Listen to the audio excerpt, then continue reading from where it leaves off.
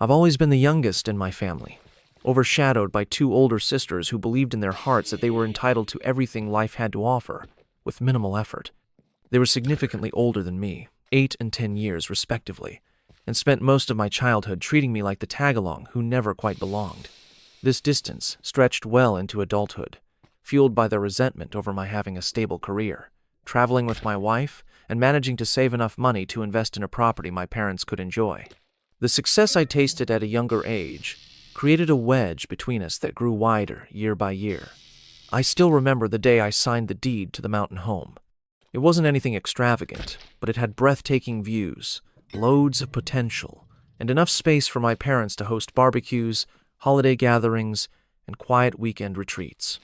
They'd always wanted a place like this, and the only reason I could afford it was because I had saved aggressively and sold a property I'd owned. I was riding high on that sense of accomplishment. But I should have guessed my sisters would see my purchase in a totally different light. For them, it was a chance to nurse their jealousy, and they exploited that chance in ways I never anticipated. I kept the ownership private, letting my parents manage the place day to day. I told them they could decide who used it and when, so I never meddled in those details. My sisters and their husbands, apparently, had been using the house quite a bit, even bringing friends up there, which never bothered me, until I caught wind of just how extensive their usage had become. The fact that nobody asked my permission was the first red flag, but I foolishly ignored it, thinking we were all family, and maybe I was too suspicious for my own good. That was before the question of renting the property popped up. My sisters had cornered me, practically demanding that I agree to some arrangement where they could rent out the place for profit. They made it sound like a quick, money-making scheme they deserved. I supply the house, they pocket the cash. I declined, politely but firmly, and that was the exact moment all illusions of familial courtesy ended. Yet I had no clue how deep their entitlement and resentment went. I only saw the immediate tantrum they threw, blaming me for being selfish, while conveniently ignoring all the maintenance costs and taxes I was covering. Had I known how ugly it would get, I might have compromised.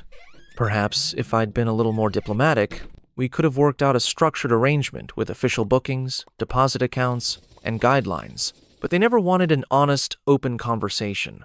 They wanted free rein to rake in money using the house I paid for. When that failed, they resorted to playing the victim, swearing up and down that I was denying them a chance at financial freedom, robbing their children of future stability. Their manipulative sob stories might have worked on someone else, but I'd grown immune to their dramatics.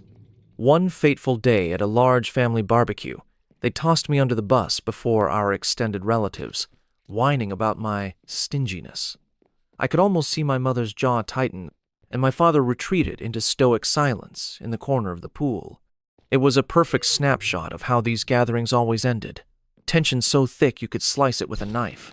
Kids running around unsupervised, and drunken rants about who deserved what.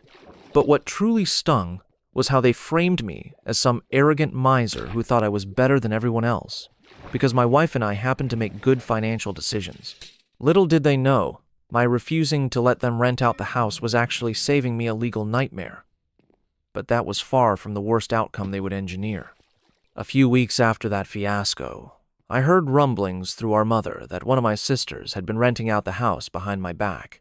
She confessed during a moment of desperation. Apparently, the credit card bills were piling up, and her husband wasn't making nearly as much as he bragged about. They saw the house as a secret cash cow. When my mother relayed that confession, I felt a surge of betrayal so strong it nearly knocked the wind out of me. 20,000 or more in unauthorized rentals. My sisters had quietly pocketed it all, never once thinking about the ethics or the potential legal issues. I couldn't comprehend the audacity at first. How do you explain that your own family members used your property to run a side business without your knowledge or permission? And that they were still bold enough to claim it was all for their children's college funds or for some ruse about home improvements? My mother was rattled and asked me to keep it quiet while she sorted out what to do. But I refused to stay silent. This had gone too far. Yet part of me still wanted to believe it was just a misunderstanding that could be fixed with apologies and compensation. I should have known better. What came next didn't just scorch any possibility of reconciliation. It practically incinerated it. The same sisters, feeling cornered, threatened me indirectly, vowing they'd show everyone who the real villain was. I think they assumed I'd be so scared of family drama that I wouldn't react. My father tried to keep the peace, but even he was appalled. I started to wonder if the best move was to block them all, remove myself from the madness, and let them figure out their own problems. For about 3 blissful weeks, that's exactly what I did. No calls, no texts, no arguments. It felt like taking off a heavy backpack after a long punishing hike. But that wasn't the whole story, because the storm was far from over. I got a frantic message from a new phone number I didn't recognize. Turned out it was one of my sisters, trying to tell me they were desperate and needed immediate access to the mountain house again, as if everything we'd been through had vanished from their memories. They offered half-baked apologies, said they'd overreacted, and insisted that families should stick together. I ignored them. When they realized they couldn't get to me directly, they pushed my mother, begging her to talk to me. Their desperation oozed through every word she relayed. They were in debt, behind on car payments, and needed a quick buck. They pretended it was about the kids, but it was about feeding their own sense of entitlement. During this period, my wife and I discovered even more shady dealings. Apparently, my sisters would invite large groups, sometimes entire families we'd never met, to stay for weekends at the vacation home. These weren't just casual visits. People were paying substantial sums, occasionally thousands of dollars, to stay for 5 to 7 days. I felt like an unwitting accomplice to a bizarre real estate hustle. And ironically, I might have let it slide if they had only been honest from the start. But their secrecy and the lies piled on top of each other. Bitterness had replaced any sense of family loyalty. I can't overstate how conflicted I was. Part of me still loved them as sisters and wanted them to be okay. Another part of me was furious that they saw me as their golden meal ticket. My wife, who usually stayed neutral in these conflicts, finally admitted she was fed up. She told me bluntly that we should consider pressing charges if they didn't stop. I was taken aback. She has always been the peace at any price type. Hearing her so determined signaled just how broken things had become. One evening, I was at home sifting through old photos, reminiscing about happier times, when I got another text from a strange number. It was a near incoherent rant from one of my brothers-in-law. He was livid that we'd changed the keypad codes at the vacation house. He said he had driven up there with a group of his friends for a guy's weekend, only to find the gate sealed with a brand new heavy chain and the doors locked tight. He claimed I'd embarrassed him in front of his friends, demanded I pay him or reimburse some made-up event deposit. It was such a ridiculous claim that I almost laughed reading it, except it also made me realize how little respect they had for boundaries. They were so entitled that they had the nerve to act like I'd robbed them by denying them the property I own. That's when I decided to hire someone local, let's call him Mike, to manage and check on the house regularly. Mike was a retired police officer who knew everyone in town, including the sheriff. I gave him access to new security cameras, high-definition ones that didn't just record movement but also captured license plates passing the entrance. He posted signs saying the property was under surveillance, changed every door code, locked the barn, and turned off water valves when nobody was staying there. It cost me a bundle, but I slept easier knowing my property had real protection. At that stage, my sisters hadn't physically tried to get in again, so I thought maybe it was all talk. But I was being naive. If I'd learned anything from the months of turmoil, it was that desperation can lead people to do unthinkable things. I didn't expect my own brothers-in-law to commit outright burglary, yet that's exactly what they did. A day or so after Thanksgiving, when the air was crisp and my wife and I were out visiting her family, they showed up with an angle grinder to cut through the chain on the front gate. Their plan was obviously to brute force their way into the house, either for hunting season or to keep renting it out to unsuspecting guests. But their plan went wrong the moment the security system alerted Mike. He raced over, calling the sheriff's office on the way. My property sits at the end of a long, private road, so they had nowhere to run once the deputies arrived. They still tried to talk their way out of it, claiming it was all a misunderstanding, that they had a right to be there, that I'd given them permission. Except the battered lock, the twisted metal, and the fact they were carrying burglary tools suggested otherwise. When the cops placed them under arrest, they hurled threats in my direction. Big mistake, to do that with law enforcement listening. I heard about all of this in a flood of frantic voicemails after I finally checked my phone, At first, I was so shocked I thought maybe there had been a mistake. Could they really be that reckless? Cutting a chain with an angle grinder on private property? They must have known they'd face legal consequences. My mother was the one who left the most heartbreaking messages. She was sobbing, caught in the crossfire. My father was furious with my brothers-in-law, but he also knew this could become an unfixable rift in our family. We were teetering on the edge of legal meltdown versus familial meltdown, but any illusions of salvaging our relationships had evaporated the moment they destroyed property and threatened me. I won't sugarcoat how I felt. I was livid, betrayed, and strangely hollow. I had given them chance after chance, and they repaid me by trying to steal from me. My wife was done, 100% done. She urged me to press charges, and for the first time, I agreed without any reservation. It wasn't about vengeance. It was about setting a boundary so firm that nobody could cross it again. And what happened next proved I'd made the right call, because the moment my sisters realized their husbands were in custody, they bombarded everyone, my parents, me, even old family friends, begging for help. They wanted me to lie to the police, to say it was a misunderstanding, that I'd actually granted them access. I refused. That refusal lit a new spark of rage in them. One sister shouted in a voicemail that I was ruining their children's futures by not bailing her husband out. She said if he lost his job due to a criminal record, it would all be my fault. The other sister tried a guilt trip, reminding me how we all grew up under the same roof, how our parents taught us to stand by one another. It was surreal hearing them invoke the concept of loyalty after months of conning me, renting the house for personal gain, and literally smashing their way in with power tools. Their moral compass was broken, and they tried to pin the blame on me. I called the sheriff's office and made it abundantly clear that I wanted to press charges.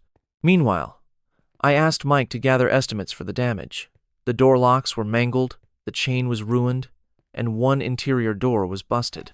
He took photos and discovered even more destruction they had caused while prying open a barn door. Looking at each image, my anger soared. My father tried to calm me, but I wasn't hearing any part of that. As far as I was concerned, they'd crossed a line of no return. But that wasn't the whole story. Something else occurred that finally snapped the last thread holding me back from complete legal warfare. My sisters, apparently terrified of the potential criminal charges, started rummaging for hush money or a quick fix. Out of nowhere, a courier delivered an envelope to my office with a cashier's check for $5,000 and a letter from both my brothers-in-law. They wrote a half-baked apology, acknowledging they broke in and that it was wrong. They asked if I would drop all charges to spare them from losing their jobs or going to jail. They also offered to stay away from the vacation house forever. At first, I was speechless. The nerve of them to think a quick payoff was enough to atone for months of betrayal, stolen rental income, and physical property damage. And yet, there was something about that letter. Maybe it was the first time either of them acknowledged guilt. I didn't know if it was genuine remorse or just fear of legal consequences. My guess was fear. My wife and I took the letter to a lawyer, who insisted we draft a mutual release agreement, detailing that they'd pay for repairs, legal fees, and stay off my property indefinitely. If they refused, we would sue them for every penny they owed, plus emotional distress, lost wages, and even the illicit income from their secret rentals. I felt torn between seeking the retribution they deserved and wanting to free myself from this exhausting cycle. But that's when my lawyer told me the harsh truth. A lawsuit would take years, cost me a fortune, and might not net me anything if they declared bankruptcy. Letting them settle might be less satisfying emotionally, but it would be simpler, cleaner, and probably the path of least resistance. My wife supported it, saying she just wanted us to move on with our lives. She was so emotionally drained by the entire debacle, and she'd already sacrificed her peace of mind. In the end, I agreed. I wrote an insane figure for legal fees, an additional $3,000, on top of the $5,000 for the damages. The big question was whether they'd pay it or not. But that was only the beginning of the legal maelstrom. Even if we reached a civil settlement, the state still had them charged with breaking and entering, property damage, and threatening me in front of officers. Those charges don't just vanish because I sign a piece of paper. The best I could do was inform the prosecutor that I was open to having most charges dropped if they paid restitution, pleaded guilty to trespassing, and left me alone permanently. Whether the district attorney wanted to reduce those charges was up to them. I wasn't the only voice in the room. The county cared about punishing crime, too, especially if power tools and forced entry were involved. A bizarre hush fell over everything for a week. No nasty calls, no new drama. My parents told me they were staying out of it, even though it broke my mother's heart to see the family unravel like this. Then, I got a call from my lawyer.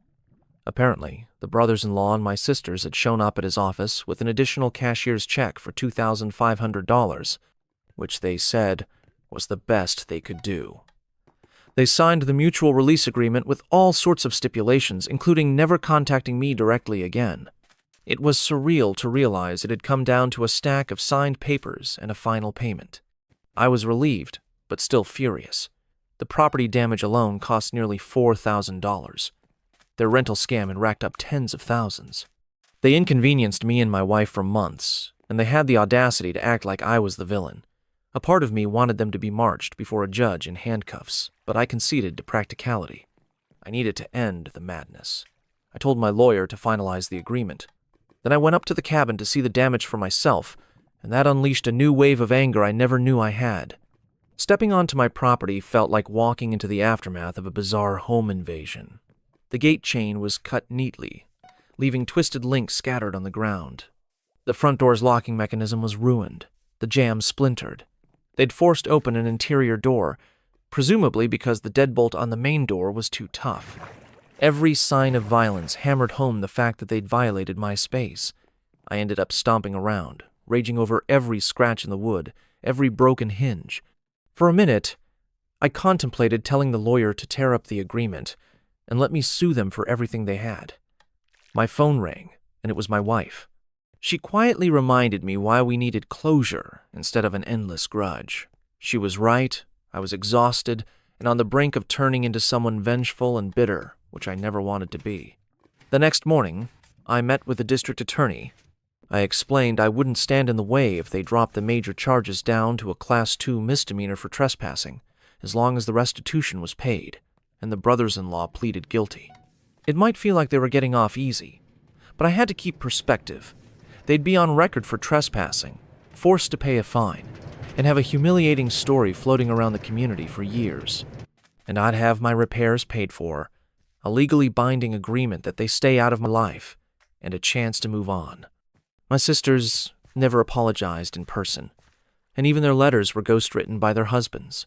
I guess they were too proud or too bitter, or both. I never learned the exact meltdown that happened in their homes when it was clear I wouldn't bail out their spouses. My father said something about how each sister lashed out at the other, blaming each other for letting the rental scheme go to extremes. I suspect they also discovered that the older sister had made more side deals on the property than she let on, pocketing more money, leaving the middle sister feeling cheated. If they want to tear each other apart over it, that's their business. What stings the most is the revelation that the family bond I assumed existed was never quite real. My sisters saw me as a resource, not a brother. They bragged about my financial success among their friends, but simultaneously hated me for it. They believed that because I had more, they deserved a piece. None of us ended up in a place of mutual respect or forgiveness, and I doubt we ever will. The final agreement states that if we ever end up in the same vicinity, some holiday, a random event, who knows, the one who arrived last has to leave. We're not allowed to text or call each other directly, even if it's about birthdays or funerals. Everything goes through attorneys or a neutral family member if absolutely necessary. It sounds dramatic, but after what they pulled, I have no desire to see their faces or hear their voices. My parents, heartbreakingly, will have to juggle separate events if they want to see me or my sisters, because we aren't all meeting under one roof ever again. Sometimes I ask myself whether I should sell the vacation house and be done with it. My parents pleaded with me to hold on to it because they still love going up there. At least, they did before everything imploded.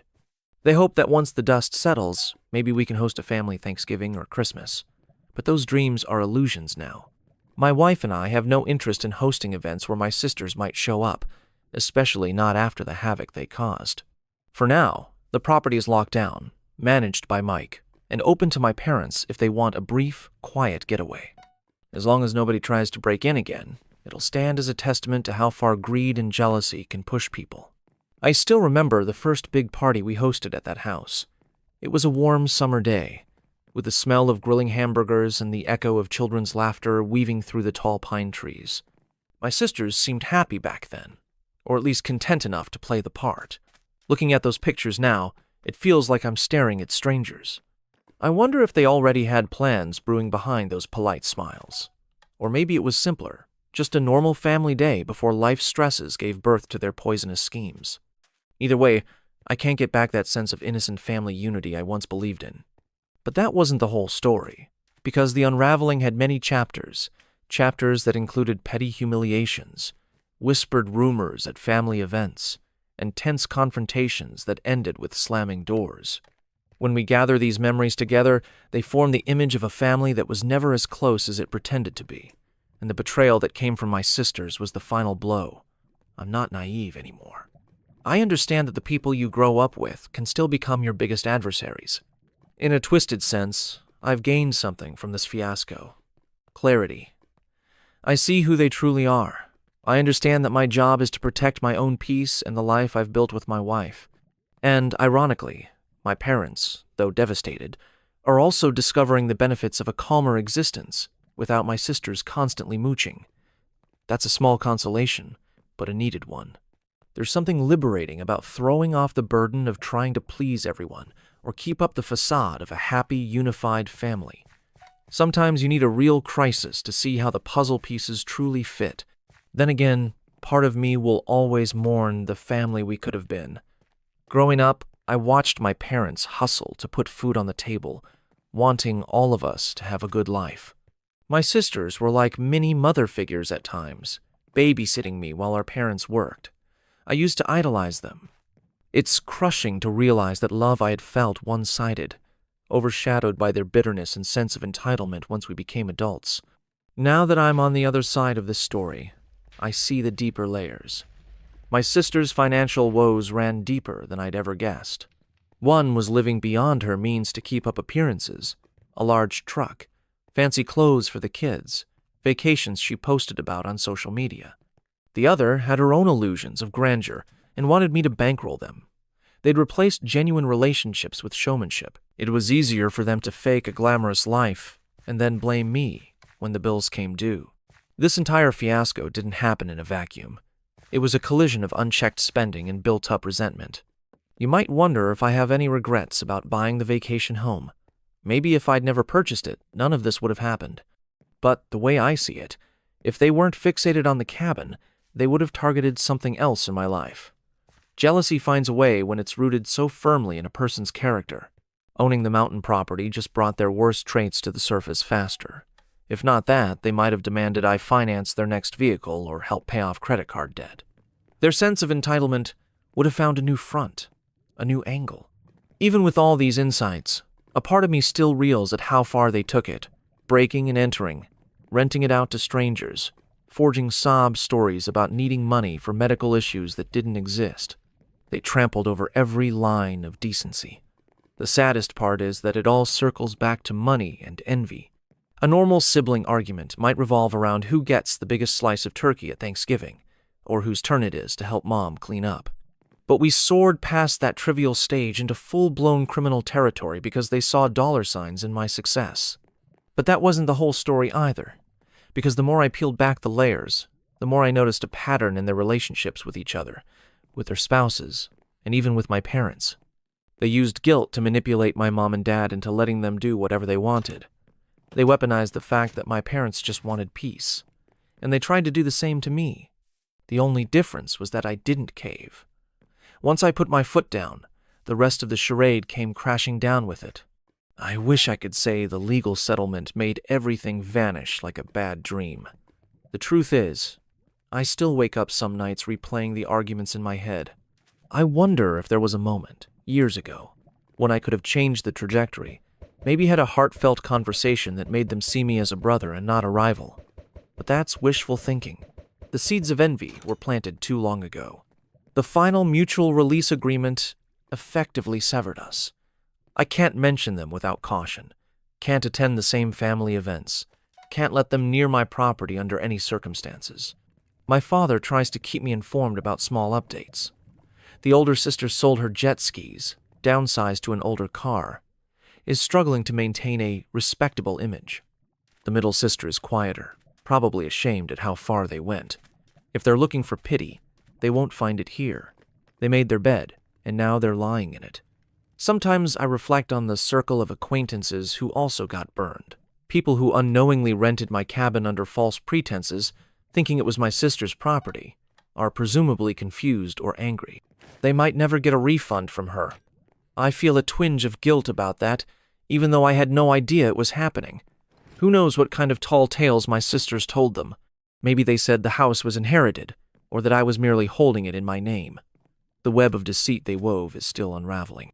A handful of extended relatives and friends have tried to play mediator, urging me to forgive and forget, as if this were a mere spat. But they're clueless about the magnitude of what went down. This wasn't just a sibling tiff.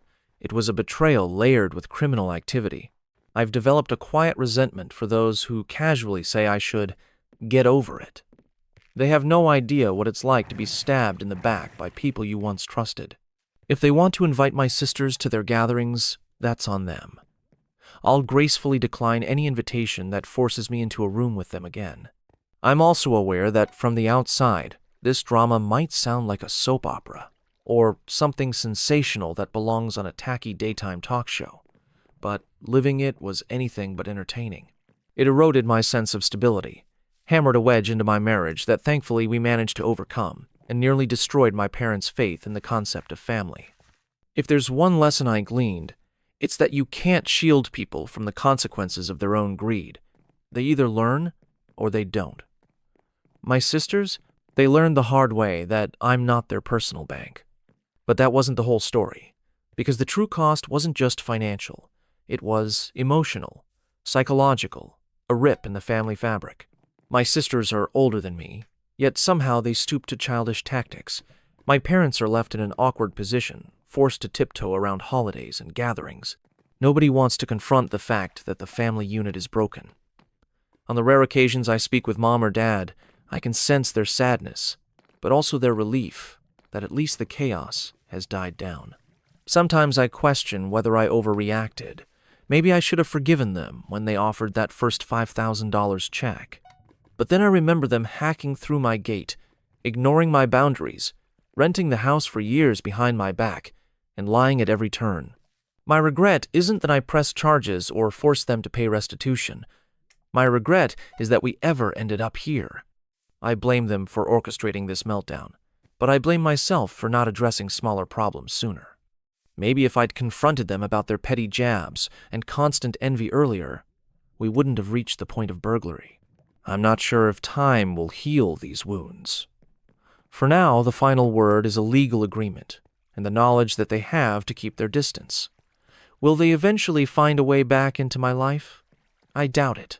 They're too prideful to own up to the entire range of their misdeeds, and I'm too disillusioned to let them in again. There's a finality to that realization that both saddens and comforts me. At least I won't be looking over my shoulder, waiting for them to con me again. Mike, my property manager, still sends me occasional photos. A sunrise over the mountains, deer grazing by the fence, a fox exploring the edge of the woods. These pictures remind me that, at its core, the vacation house is a place of beauty and peace. It's ironic how it's caused so much conflict, but I might go there soon with my wife, just for a weekend, to reclaim it for ourselves, turn it back into something positive in our lives. I imagine us sitting on the deck, sipping coffee, and for once, not worrying about who's trying to weasel their way in. I'll probably take a moment to stand at the spot where the chain was cut, reminding myself that boundaries are essential, even with family, especially with family sometimes. The scars left by this ordeal will linger, but I'm determined to make new memories that overshadow the old. If my sisters ever hear about it, I'm sure they'll seethe with resentment. But as long as they keep their distance, their opinions are irrelevant to me. They made their choice. In a strange way, I'm thankful the entire mess escalated to a point where the law got involved. Without that decisive intervention, I might still be stuck in a manipulative loop, constantly fending off their demands. Now, everything is spelled out in black and white. Do not trespass, do not call me, do not text me, and pay for the damage you caused. I never thought I'd need a legal document to keep my own sisters from harassing me, but life has a twisted sense of humor sometimes. That wasn't the whole story, though, because the aftermath involves more than just property repairs and no contact clauses. It's about setting a tone for the rest of my life. If people see me enforcing consequences, they know I won't be a pushover. If other extended family members think I'm harsh, then they can think it. I'm done explaining or justifying how I protect my own well-being. Through it all, my wife has been my rock, standing by me even when the stress was at its peak. That's the only familial loyalty that matters to me now. I used to imagine big family holidays, all of us cooking together in the kitchen, the kids running around, everyone laughing and talking late into the night. That warm, fuzzy vision isn't happening anymore. Even my parents have made peace with the fact that this Norman Rockwell dream is off the table. It's gone. Maybe that's the real heartbreak, realizing the ideal of a tight-knit family was never as sturdy as I believed. But illusions can be dangerous. They keep you from seeing warnings until it's too late. Nowadays, I focus on building the life my wife and I want, investing wisely, planning for the future, maybe thinking about kids if we choose that path. Either way, the siblings are not part of that equation. People who exploit and degrade you aren't family in any meaningful sense, even if they share your DNA. If there's one statement that sums up everything I've been through, it's that trust is fragile, and once shattered, it rarely fits together the same way. I get occasional updates from Dad about how the sisters are coping. The older sister sold off a bunch of toys, jet skis, campers, even gave up the lease on her enormous SUV. She's trying to project a humble new start on social media, as if none of the drama happened.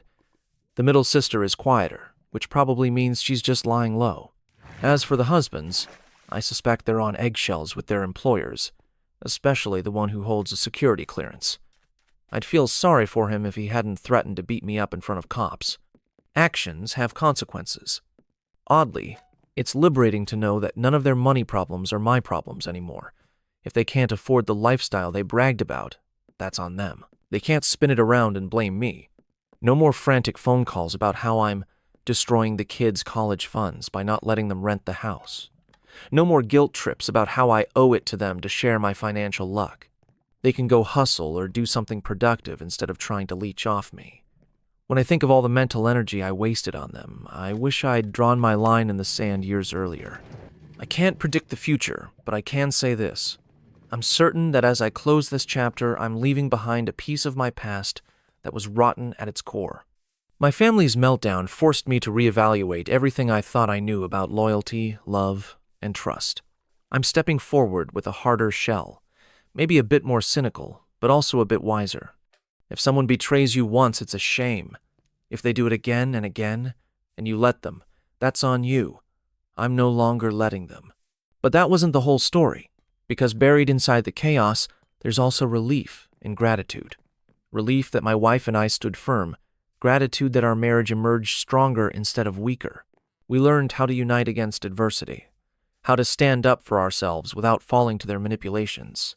In that sense, adversity was an unexpected teacher, showing us just how tightly we can lock arms when others try to break us apart. These final reflections hover in my mind as I watch the sun set outside my window.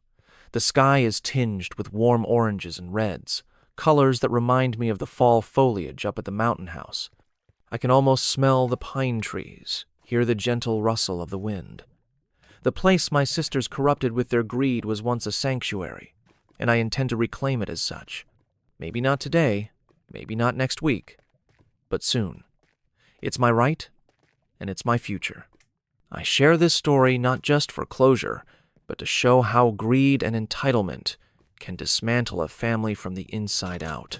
I've learned that setting boundaries is the only way to protect what matters: your peace of mind, your relationships with people who genuinely care, and your dreams for the future. As for my sisters, they're footnotes now. They'll either learn from this or repeat their mistakes on someone else. I'm done playing referee or savior. This is my story, and I'm reclaiming it. From the first stirrings of their envy to the final blow of that angle grinder on my gate, it's been a long, twisted journey I never signed up for.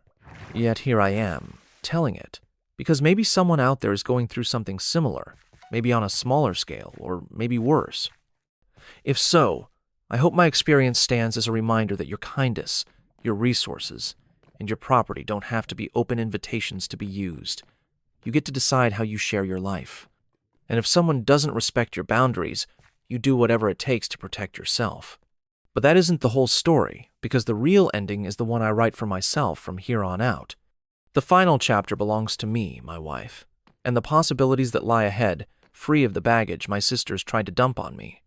Life doesn't always wrap up with a neat little bow, but at least now I know where I stand, on my own property, behind a locked gate, with my head held high. And no matter what storms roll in, I'm ready.